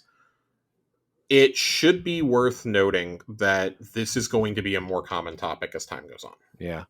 I mean, they're not the only ones that have complained about this, or not complained, no. but had issues, right? I mean, Remedy has been really vocal about this. Yeah. And I guess it comes down to like, you can still make it work. Like, I don't, and I listen, I'm backseat game developing. I don't understand. I don't know particularly what the difference is between developing for like minimum specs on a PC versus minimum specs on a console. Mm-hmm. Right. That's kind of how I view the Series S. But I know that kind of the attitude Microsoft has had is like, that should be the thing you're primarily developing for is the Series S. Mm-hmm. And I know that a lot of studios don't want to take that stance because they want to develop for, high end PCs and PS5 and Series X. They want to show off the power of these. It's one thing for Microsoft teams to get things to work on the Series S. It's another thing entirely, just like Nintendo. Like we always talk about how like Nintendo has these amazing looking games. It's like, yeah, their team only has to focus on one console. Yeah. They don't have to focus on everything else. Like they're wizards. They can work with whatever technical capabilities or liabilities that there are. Mm-hmm. And that's fine and dandy. I mean, it's why you get a game like Tears of the Kingdom looking the way that it does on the Switch. Mm-hmm. But you look at something like Starfield, and I think that we're going to have this conversation in a couple weeks. If Starfield doesn't run well in the Series S, I think Microsoft is going to be in a position where they have to go, shit. Yeah. But I do think, and I don't say that to like fearmonger. I say that to like, and maybe Starfield's a bad example. Todd Howard has talked about how like that's the primary console that he's playing Starfield on right now. Mm-hmm. Is his Series S. But we are getting to a point where this is going to keep being an issue, so much so that I really thought that we were going to get an announcement of a disk drive less version of the Series X. Mm-hmm. At the summer showcase, and that they were going to phase out the Series S. I cannot believe they doubled down on the Series S. I'm floored. I don't think it's like bad necessarily, but I don't think it's good. Yeah, this is a tough situation, man. Like I would rather have I would rather have a version of the Series X without the disk drive for 350 yeah, than have this. yeah. I'm going to be totally honest. Let me propose this question to you, Josh. Hit me. If I know they said that everything that runs on Series X has to run on Series S. Yeah. If they released now, I know they kind of came out and said they weren't going to do this, but if PlayStation does this, like the rumors are suggesting, I think Xbox probably should respond, right? As a mid-gen Mm-hmm. upgrade. Do you think that they could say, hey, everything runs on this Series X2 needs to run on Series X, but the stuff that runs on Series X2 or whatever is cloud only on Series S? I do think that there is a possibility that we'll get to that point. The issue is cloud infrastructure just isn't there. I know, but you It, can run some of these games on cloud on Xbox One, right? I know you can, and I mean they have vastly varying Yeah, quality. it sucks, but you Um, technically can do it. and I mean, like, I guess if you're in your house with like a really good internet connection, then that's fine. Um, It's not fine. I have really good internet connection and cloud sucks. I think that you're at a point where Microsoft's going to have to decide within the next year, and this would be a lot easier to decide if they hadn't just released a new SKU. Right. Why we're getting this and not a Series X branded Starfield console blows my mind. I know. I don't understand this, guys, or a white Series X or something. Yeah, I'm I shocked we didn't get some sort of special edition console for this. Especially, we got a I Halo one. I can't believe it. It's We're unbelievable getting for the me. Porsche Forza ones. We're not even getting special. Well, we did get a special controller. I take that back. I got a controller and a headset, so I'm actually kind of happy. Yeah, well, GameStop I messed up think my order, so I didn't get either. So you're at a point where you're going to have to start deciding: are you going to hold developers to the fire on Series S or not? mm-hmm. Because if it's a really bad look for you, if your console can't run what may now be the front runner for Game of the Year, Mm-hmm. that's a really, really, really bad look for Microsoft. Yeah. And it's not one that's going to go away either. Nope. This is more ammunition in console wars. Yeah. This is, and this, I mean, this is a very valid point, though. You went all in on the Series S, which, granted, it was in development before the pandemic, and I think it was a great idea. But, and coming out of the gate, like, it was great. You know, you're focused on Game Pass and all this and that. I think the Series S would have been fine if it was just a digital Series X. And I really think Microsoft has to be looking at two decisions they made around the Series X and S that they really wish they could go back in time on. And one, I think, is the Series S in general. Yeah. I think if they could do it over, it would be a digital Series X without the disc drive. Yeah. Maybe they undercut PlayStation by like $50 on it. Yeah. I To mean, make you go, hey, how bad do you really want that disc drive? right. You take the loss and hope you make it up in Game Pass and game sales, right? I mean, that's The other thing is proprietary memory was a huge blunder, and I really can't believe that they did that. You don't think that I could be some sort of software update that you can have some sort of Nope. external SSD? Nope. I mean, you could have an external SSD, but why would I want external when I can pop my PS5 open and put in a 2 terabyte hard drive with a heat sink for under $100? Yeah, but I think Like, the average person doesn't that's a want to open their problem. console though. No, I know the average person doesn't want to, but that's still a problem. That's a pretty big issue, I think. Proprietary memory is a problem. In the year of our Lord 2023, I should not be having to buy a $200 1 terabyte hard memory card. It's bad. With how big games are and how the focus is increasingly going digital. I mean, you have entire games that aren't going to release physically, like Alan Wake. Mm-hmm. Baldur's Gate 3 is one of those. Baldur's Gate 3 is a digital only release on console. Mm-hmm. But you're going to tell me that I can't install more space, or, you know, oh, you can put things in cold storage. I don't want cold storage. Just give me a USB-C port and let me hook up a USB-C drive. Yeah. This is not hard to understand. Yeah, I wonder there has to be some sort of like Series X Elite in development, right? Where like it'll have USB-C I would drive think so. or I ports. would think that if they have a pro console in development, mm-hmm.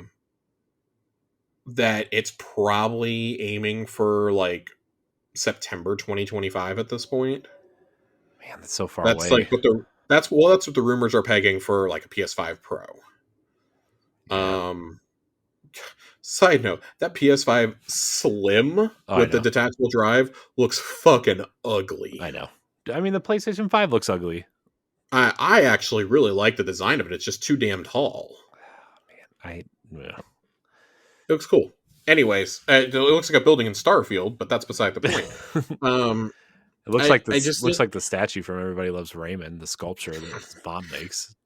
you're gonna keep running into these problems though, and if Larian is hitting it already, and Larian is saying, "Hey, one of the best developers in the world is saying, hey, we're running into problems with this," I think everybody else is going to start going, "Uh-oh," because you may not hit it this year, but as you get into 2024 and you start getting these games that are supposed to be next or current gen only, like Alan Wake 2 is going to be the next big one. How's that going to run on Series S? That when I look at games that are not cross gen that I know are coming up that are not Microsoft games, I don't think the first party games are a good benchmark. Mm-hmm. Of course you're going to make the ones that run on your console look good, Mm-hmm. no matter what. They're going to be optimized. I'm looking ahead to next gen only games or next gen current gen. Um, I'm looking at things like Alan Wake 2. I'm looking for the next big RPG that comes out that's only on current gen, that it doesn't have an Xbox One or a PS4 version. Like I'm looking to see how Metaphor is going to run next year on Series S. Mm-hmm. Yeah, I'm looking at some of these big these I want these big open worlds. Like how are they going to continue running? And it may very well be just because of the couch co-op aspect. That genuinely may be a thing. Mm-hmm. And hey, if that is the main thing, then okay, Yeah. maybe you don't run into problems, because I don't think anybody who's buying a Series S really cares that most games are rendered in like 1080 or 1440, Yeah. because a lot of times they're still hitting that 60 frames. Yeah. I mean, I think Starfield's going to be a test, but I also think like Clockwork Revolution and Fable may be tests, and those are first party games, right? I mean, Yeah, man. I would say I think the things that put the emphasis on you have to be generating two different parts of the map, like they explained. Like I'm actually really curious to know how Diablo 4 ran in split screen. I've never played it in split screen, but I think that would be maybe a good indicator with all the effects that are on screen. Maybe Diablo 4 could be something to look at. Um, I'm not sure. Yeah. Well, But this is surely not the last we've heard of either part of this story, either the Baldur's Gate 3 part or the Series S woes. yeah. Um, What's the next game you think is going to have issues on the Series S? Predictably. mm, if I had to, I mean, Alan Wake 2. Yeah. I mean, that's clearly going to release no matter what, but Yeah. I'm very curious to see how it runs on there. Mm-hmm. Um, Yeah. see, that's the thing though. I think like if it's a single player game, I think you're okay. It's when you're trying to generate the split screen, and I mean, it just brings me back to all the talk that there was about the Halo Infinite split screen Mm-hmm. and how they had to eventually just can it Mm-hmm. because they couldn't get it to work. And I strongly suspect it's because Xbox One and Series S could not handle it. Yeah. So that's a problem. If your first party teams can't get that to work after, a year, Mm-hmm. that's a problem. Yeah. That's a problem. Yeah. I agree.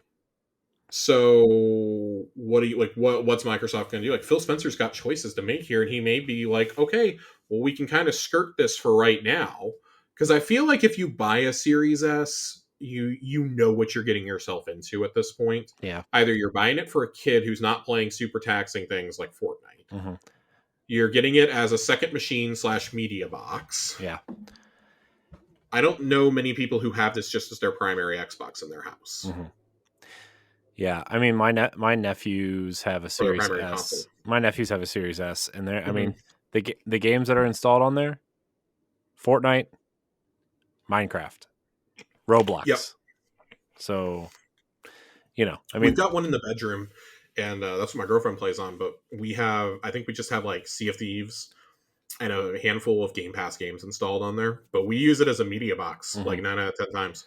Yeah, I mean, mine has Destiny, Halo Infinite, and Disney Dreamlight Valley and Fortnite installed on it. Those are the 4 games that are installed on it, and that's Yeah. probably how it's going to stay, right? I mean, I don't really have any plans on using it for anything else. I kind of want some sort of Series X or discless Series S to put in another room.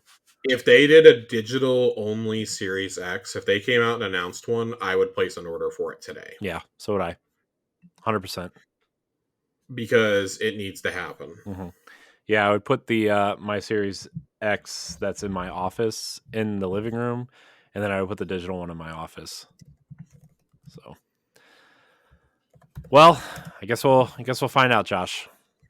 Yeah, this isn't the last we've heard of it. I do think that the topic will probably go away for a little while though after Alan Wake. Yeah. Because I mean that's not a co-op game either. Yeah. It's just like Remedy has specifically talked about having issues. I think it's more due to like how Remedy does lighting. Yeah. And their games have always looked like really, really, really good. Oh my gosh, dude, Control looks amazing. I mean, Quantum Break was phenomenal looking too. Yeah. Especially for the time that it came out and everything. There's something to be said about developing just for one console. Mm-hmm. I guess the good news for Microsoft is there's not a lot of like major like 100-hour games that have, like hundreds of hours of cutscenes and, are trying to go for couch co-op on top of that. Right. So they can probably ride this. I would say they can probably ride this for like another 18 months or so. Yeah. I mean, but this time next year, like I would say probably like next Christmas, we're going to be having the discussion again of, okay, they got to announce that they're going to stop requiring it to be mandatory going forward. Yeah. I'm trying to think of like other couch co-op games, and I can't really think of a lot. Yeah, there's not a lot, and that's why like it was so big that Baldur's Gate 3 was going to be one, and that Diablo 4 was one. Yeah, that's why I'm curious if you're listening to this and you have played Diablo 4 in couch co-op on a Series S, please let us know. Yeah, yes, please. All right, Josh, let's get to some of these smaller stories real quick, and we'll blow through these, and then we'll talk about what's coming to Game Pass, and then we'll get out of here. Let's do it. DLC time. TMNT skins in Street Fighter have been announced and causing a frenzy on how much they are, quote, overpriced. They are. Yeah, this is dumb. I mean, they're $15 a turtle, 4 turtles, $60 for the whole DLC. I mean, I get it. I understand both sides, right? I mean, we play Destiny; those skins are $15 and $20, also pretty overpriced. But I mean, that's what skins are now. I mean, you look at Fortnite skins and Fortnite packs, and I mean, those, depending on which skins you get, are like between $8 and $15, right? So I think that's a little different though. It's free to play, so I mean, right? I mean, that's the catch. It's a little different, and like it's not like these are just skins. These aren't even like, oh, they're full on fighters, Yeah. And I hear you can only use them in like certain modes too. I don't know. I don't know. I've heard nothing positive about these though. So I think they look cool. Even from like Ninja Turtles super fans, I've heard that there is like nothing redeeming about this. If it makes you feel better, you can get Injustice right now for $8, and the Turtles DLC is $199 on sale right now. So that's the better option. It really is. Yeah. In all seriousness, I mean, those turtles look so good too. Yeah, I don't really have anything else to say. No, not at all. Story we covered on Tower Casuals, but Keith David is taking over the role of Zavala in Destiny for the late Lance Reddick. We kind of had that discussion on Tower Casuals, so if you want to... Yeah, we had a pretty lengthy discussion at the top of the episode. Mm-hmm. So yeah, but I know it was a business decision, and they have to do it to continue that character story, and I don't think they could have made a better decision. He was the only choice. Yeah. If Keith David had said no, then I would have wanted them to just retire him, honestly. Yeah. This one's for you, Josh. Stalker 2 gets a tentative temporary release date, maybe placeholder in December. Yeah, I'm a little curious about this. December 1st is the placeholder right now, according to some site in Europe, I think. Yeah. It is worth noting that is a Friday. Yeah. That is a Friday. I would not be shocked if this was it. This is supposed to be a huge focus of Microsoft's Gamescom booth, is Stalker 2. Yeah. It is the first time it will be playable to the public. Yeah.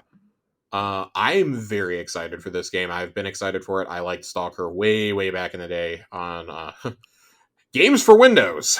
I remember the original Stalker. But like this game this series has such a storied history, like will they won't they with Xbox. Yeah. That the original Stalker games, they wanted to bring them to Xbox and they couldn't figure out, like, they just couldn't run. It was kind of like the original Crysis had a lot of problems with consoles. The jokes of it'll melt your PC and whatnot. That's kind of how it was, like how Stalker would have been on consoles at the time. Yeah. Stalker 2 has gone through several iterations, several attempts at making it, but this was like the most unexpected announcement of the 2020 showcase a couple years ago. I have been following it religiously since. It was the highlight of the 2021 showcase for me at E3. I thought it was awesome. We got like a 5-minute demo of it. It looked beautiful. And then everything kind of went to shit. They went through this weird, they had this weird NFT announcement to like get more funding for the game, and they had to backtrack less than like 4 hours later on it. Yeah. Because people like just immediately crusaded in the middle of the night. Ukrainians like crusaded against it, which was hilarious. Yeah. The invasion of Ukraine happens last spring, causing them to move development of the game to Prague, and several of the development team chose to stay and fight. At least one of whom lost their life. But this game has been still in development. There was a game that was in development in Belarus that also has a deal with Xbox from Sadcat, Replaced, which is supposed to be coming out. Which another one of my highlights from that same E3. So I'm interested to see how this goes. This poor studio has been hacked multiple times. Lots of files for the game have been leaked online. But anytime that they've had an update or a dev diary, it's been an inspiring watch. I'll be playing this day one regardless. This is one of those games like I may even just buy, even though I probably like won't play more than a handful of hours of it. Yeah. Just to support the studio. This is like the ultimate. I want to support them for humanitarian reasons. Yeah. Purchase. Yeah. But hey, if that is a December release, then that it's a pretty stacked back half of the year for Xbox and Game Pass. Yeah, for sure. Josh, one more late entry, and I don't know how true this is, but I saw this floating around on Twitter, and it's on one of the Rainbow Six Siege siege.gg. Master Chief skin is apparently it is real. It is real. Yeah. Can confirm. Yeah. As the character Sledge is getting a Master Chief skin, which I think it's cool. It's a little goofy, but I think the skin looks good though. I mean, the skin looks good. Him holding the sledgehammer looks goofy as fuck. Yeah, it's silly. I think the sledgehammer should have been like a gravity hammer, like a small gravity hammer, like just a whatever. It looks cool. I really like how Rainbow Six Siege has gone from like strict military shooter to like basically G.I. Joe at this point. It really does. I'm really, really happy to see this though, because it does give me hope that oh my god, Corey, we didn't even talk about it. What? We have one more main story we have to talk about tonight. Oh shoot. What's the main story? What? At Evo last weekend. Oh yeah, I forgot. We got an announcement that for 10 years, fuck you, Rainbow Six Siege. Yeah. We got an announcement that for 10 years of Killer Instinct, Iron Galaxy is returning to do an anniversary update. I know, that's so awesome. Oh my god, I cannot believe we actually got out of. We were actually going to get out of this, and man, I forgot about Killer Instinct, man. Oh my lord, I really can't believe that. Oh Jesus, I can't believe this. I'm pulling up the story right now. Pulling it up right now. But how did we do that, John? I don't know. I was so excited to talk about this, and I just didn't even put it in the doc. 10th anniversary update, because they had an anniversary showcase.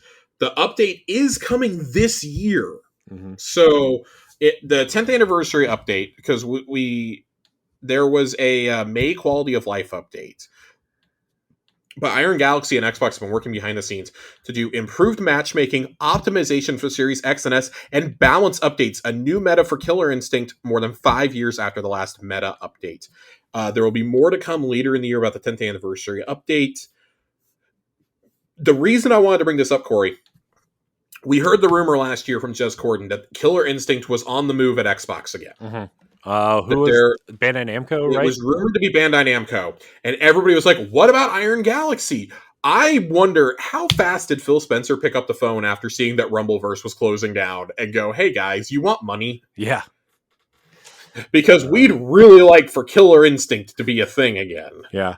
Especially with it blows my mind how they didn't lean into this game more. I know, man. Especially with the rise of fighting games at this point, right? Like, yeah. And like they have enough character. Like this could be easily be like their Smash, right? Like with the guest characters. So that's what I wanted to talk about, because I don't think you're going to get any more characters for this Killer Instinct. No, I think it'll be a brand new game. But if you were to make a brand new Killer Instinct, Corey, and you were picking characters to be in there from across Xbox, Bethesda, and Activision Blizzard, think of some of the characters you could have in there. Yeah, man, dude, like Doomslayer, you could have BJ Blazkowicz, you could have the Dragonborn from Skyrim. You're gonna have the Dragonborn. You're gonna have to have a Brotherhood of Steel Trooper. Yeah, I mean, you're gonna have Chief and Arbiter. Yeah, Arbiter is in Killer Instinct with General Ram, by the way. Yeah, I was gonna say Marcus Phoenix is going to be in it. I would say Kate Diaz is going to be in it. Yeah, man, you could Tyrael from Diablo, Lilith, Inarius. Gosh, you could. You could have some Reaper from Overwatch. You're gonna have an entire pack of Overwatch characters. Yeah, Reaper would probably be the one I would point at first. Reaper, Tracer, Diva, May, Winston. I would want fucking Winston. The question is, where do you draw the line out on what StarCraft characters, man? Like, yeah, we got to see who we get out of StarCraft. Corvo from Dishonored. Mm-hmm. And the who's the girl from Dishonored? From Dishonored 2. Emily, yeah. Give me Colt from Deathloop. Yeah. There's so many characters you can put in here, though, and it's like, but then you have the question of, do you try to put in like Banjo and Kazooie or like Minecraft characters after they've been in Smash? My answer is no. I wouldn't put anything that's like really like. I know Killer Instinct is ridiculous, but I wouldn't put anything like. I wouldn't put anything cartoony in there, right? Like Conker or Banjo or the only so I was going to say I would make two exceptions, and that would be for Conker, because I think Conker's M-rated, so I think that's okay. And you could make it like just really funny as like a last DLC thing. Yeah, I guess. Yeah, I would love Gaz from Psychonauts. I really mainly because I think that Tim Schafer would be all for it. Not Gaz, Raz. Jesus Christ, I'm thinking of fucking Invader Zim. But if you did Raz, I think that would be really funny. Like that could be really creative too. Yeah. And I think Killer Instinct does have the distinction of not being M-rated. Yeah. Which helps. Yeah. It's at least this new one is rated T. I think you could do some fun things with that though. Like, and then that's not even like addressing, oh, well, who else could we put in there? There's no way they're not going to put Captain Price in there. Oh God, no. Soap. I feel like Price, Ghost, and Soap are probably the three that you get. What about what's his name? Oh, like Gary Oldman's character from World at War. Yeah. What about what's the character's name from Prey? I have no idea. I never finished Prey. Man, yeah, you could. Even think of like. Would you have the lead character from Hi-Fi Rush in a fighting game like this? That'd be hilarious. That'd be great. I was just thinking. What about the main character from Ghostwire? Maybe I think that Microsoft should draw a line and be like, okay, we shouldn't just put them in here because they're characters that we can use. Yeah, they should have some sort of like significance, because you and I've talked about it on past shows that we've done. This really does have the potential to be something unique from Super Smash Brothers, and yet also be Xbox's kind of like version of that. Yeah. Like they have all these guest fighters in addition to and like you could still make original characters for a new Killer Instinct, which you should. Yeah. Like, there's so many cool things you can do here, and I'd love to see it. I'd like to see maybe some obscure rare characters from the past, show up. Yeah. There's so many things you could do here, and I'm just kind of like low key fascinated for some of the things you could do here. Yeah. What about, man? Could you do a cyber demon from Doom? Yeah. Why not? That'd be awesome. Why not? Yeah. Yeah, man. No, I will say this: no third party collaborations. No. You have so many beloved franchises in house that you could do for a theoretical Killer Instinct DLC pack. Yeah, I mean, you don't need third party, right? No. I mean, dude, what if one of the stages was on a plane from Flight Sim? I mean, there are so many funny things you could do. You could do that. You could have like Forza cars racing like in the back, make it similar to some of the F-Zero maps where you can be hit by them. Yeah. But even if say like characters aren't there from these franchises, you could still do worlds like set within like Psychonauts with like some of the cell shading, or set in like the Minecraft world. Yeah. I think like you could still do stages set in those, which would be so interesting, or like have items from them. Mm-hmm. So not that Killer Instinct really has items, but you could have like a party mode where you do something like that. There's so many interesting things you could do here. Yeah. And I'd love to see it. Like, I would love if they did, like, if they had a map that was set on Blood Gulch. Oh my gosh, that'd be awesome. And like, just have it on top of one of the bases, and Yeah. like, there's a whole like big team battle going on in the background. That'd be amazing. You see like banshees flying in and out. Oh god, yeah. And you can get hit by them. That would be funny. That would be really funny if you could combo somebody into it. But yeah, there's so many things you could do, and Iron Galaxy isn't doing anything. Yeah.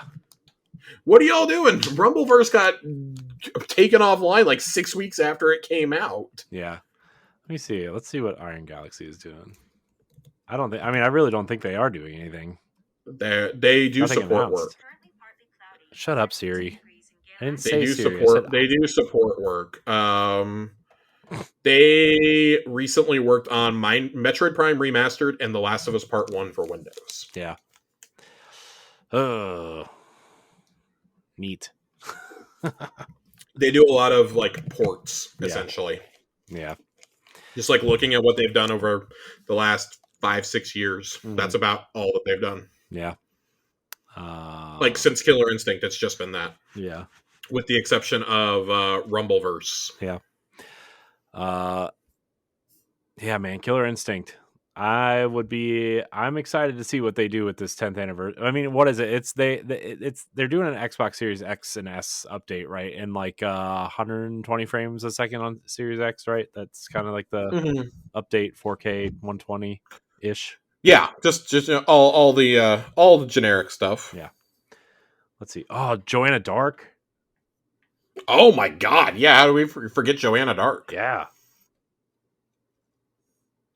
Man, I'm looking at Rare Replay to see which characters are in here. There's so many things you can do here. Like the bottom line is there's so many characters that you have like enough for like 4 or 5 DLC packs easily. Oh yeah, you have like years of support here. Yeah, man, it's all right there. It's all right there. And I can't imagine that you would add characters to this Killer Instinct when it's 10 years old. Yeah, no. I wouldn't add any more characters. I think this is prepping for. This is like a gauging interest update, I think. Yeah. Yeah. So we'll see. I'm excited. I want to see it.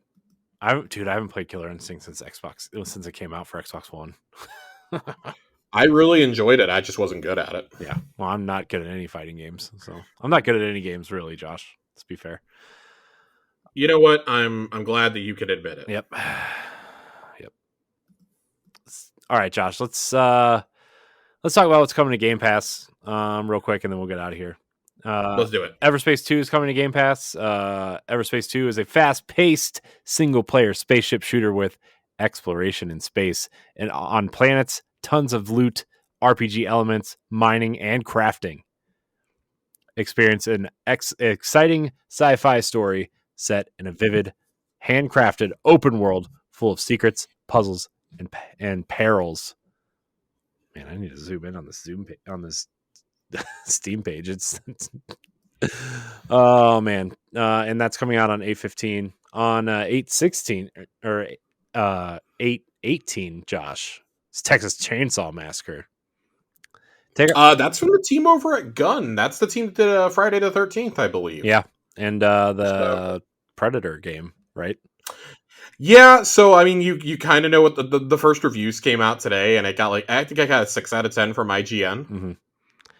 Yeah, they said it's bare bones, but the bones are good. Was what I read. Yeah, we'll see. This kind of feels like the perfect thing to throw into Game Pass. Mm-hmm. Yeah. Oh man, this game looks gross. Take on the role of one of the notorious Slaughter family or their victims in Texas Chainsaw Massacre, a third-person asymmetrical horror experience based on the groundbreaking and iconic 1974 horror film. Experience the mad and the macabre for yourself in the Texas Chainsaw Massacre. Yeah. I know a few people who are very much looking forward to this. Yeah. So, I mean, yeah. And then, Josh, the next time we get together, 8/29, Sea of Stars will be hitting Game Pass. Sea of Stars! Sea of Stars is a turn-based RPG inspired by the classics. It tells the story of two children of the solstice who will combine the powers of the sun and the moon to perform eclipse magic, the only force capable of fending off the monstrous creations of the evil alchemist known as the Fleshmancer. That's a gross name. The Fleshmancer. Yep. If you haven't played Sabotage's previous game, The Messenger, I highly recommend it. Also, The Messenger is set in the same universe as Sea of Stars, even though it's an entirely different game. But pretty excited for this one, Josh. Yeah, Sea of Stars is going to be awesome. Mm-hmm. Yeah. We'll be going into a week where we see Sea of Stars and Starfield in the same week. Mm-hmm. Lots of stars that week. Lots of stars. Mm-hmm. Well, Josh, we did it. I, in fact, think that we have. Yeah. You got anything else you want to talk about before we get out of here? No, I think we've got on more than long enough. Yeah. Yep. A lot of news, though, man. A lot of news, including one major story that we forgot. Yeah. Oh, man. Well, Josh, thank you for your time as always. Of course. I want to thank everybody else out there for listening and or watching. Thank you for the warm reception of Xbox Casuals. A lot of you from Tower Casuals kind of made the jump. And for those of you who are just listening for Xbox stuff, thank you as well. You can rate and review the show on Apple Podcasts. You can rate us on Spotify. We are everywhere. Josh, where can we find you? You can find me on Twitter or X as at Josh_Finn, 2 N's. I'm probably complaining about my beloved Dallas Mavericks or Seahawks as football season gears up. Yep. Corey, the Rangers are in first place still. Oh, boy. At the end of August, we are here in the middle of August. The Rangers are still in first place. I cannot remember the last time I was able to say that. Yeah, well, first time. It's beautiful. It's beautiful. They're like 10-2 this month. Yeah. Well, you can find me at I am Corey HD on social media. I'm trying really hard to stay off of social media, actually, unless I need to check for some DMs, which interesting things happening, Josh. Most of it after Gamescom and Starfield's release, but I think Xbox fans will be quite pleased with some of the people that we are lining up. So I want to thank you all for watching and or listening. You can join the Tower Casuals Discord. Follow us on Twitter at Tower Casuals, all that stuff. And until next time, we love you. Goodbye. Bye-bye. Bye-bye now.